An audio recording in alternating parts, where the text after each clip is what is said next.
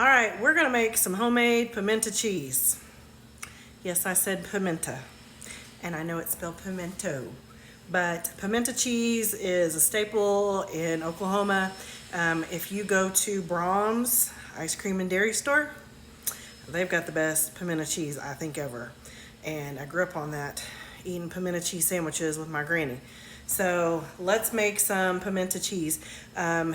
It's so funny, the history of it. Some people call it Carolina caviar, Southern pate, and it actually started in New York. It didn't even start in the South, but it has went and traveled to the South and the Midwest, and we've kind of adopted it. So again, what's the star of it is your cheese and your pimentos. So let's get going. Okay, I think the key to good pimento cheese is picking the right cheeses and obviously having enough pimentos in it. So I just freshly grated some sharp cheddar cheese. I think that is one of the cheeses that you have to use. I don't care what brand, but it has to be from a block, shredded, and get you some sharp. Get you some Vermont sharp cheddar is really potent and it's really good because the cheese is the star of this, right?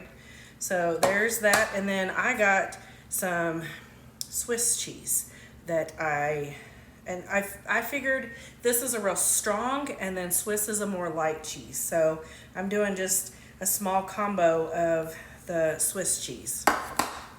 Then I got a shallot and I finely chopped it up, and I'm gonna add the shallot.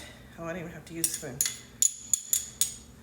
And then I got some whipped cream cheese. You can get a block if you want. It says about a half a block, but I am just using a little bit of cream cheese here. Not this whole container. This container wasn't full, so it was about halfway full. So I'm going to use the rest of that, use that up. And then what's the star? Some pimentos. So let me drain these.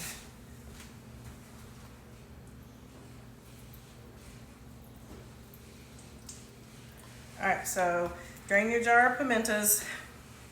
And after I stir this, if I think I need more, I'm gonna add more.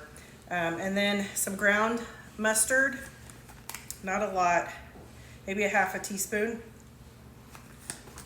Some paprika.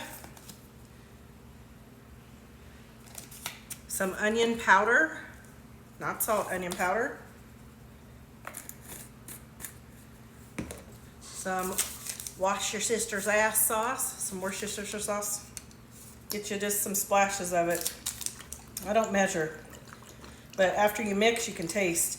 You'll be like, oh, I need more or I need less. Some salt and pepper. I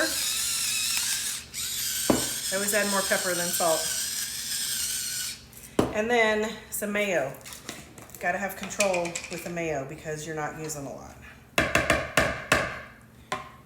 might have a small spoon. All right, so I'm just going to use probably that much mayo.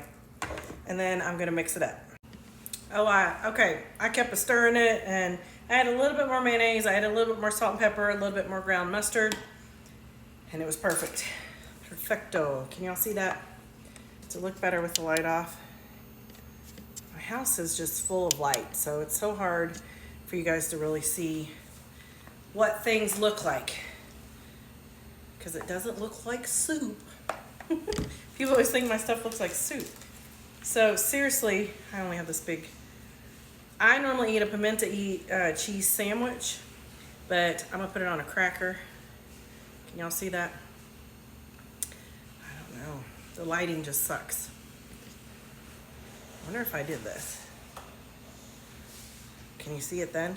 Maybe a little better? I don't know. But it's so good.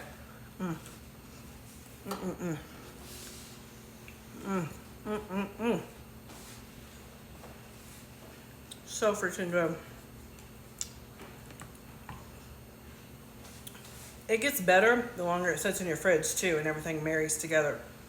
So if you don't have a good pimento cheese recipe, try this one because it'll knock your socks off. Use whatever mayonnaise you like. I get whatever's at the store. I don't have a preference. To me, mayo's mayo. You do you. Good stuff. So I've made this pimento cheese. I'm gonna post this recipe, then wait for the next recipe for this game day appetizer. I'm gonna use my pimento cheese. It's gonna blow you away. So freaking amazing. All right, so pimento cheese.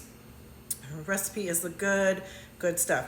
Go get you the ingredients, make you a sandwich, sit down and watch you some Sunday football.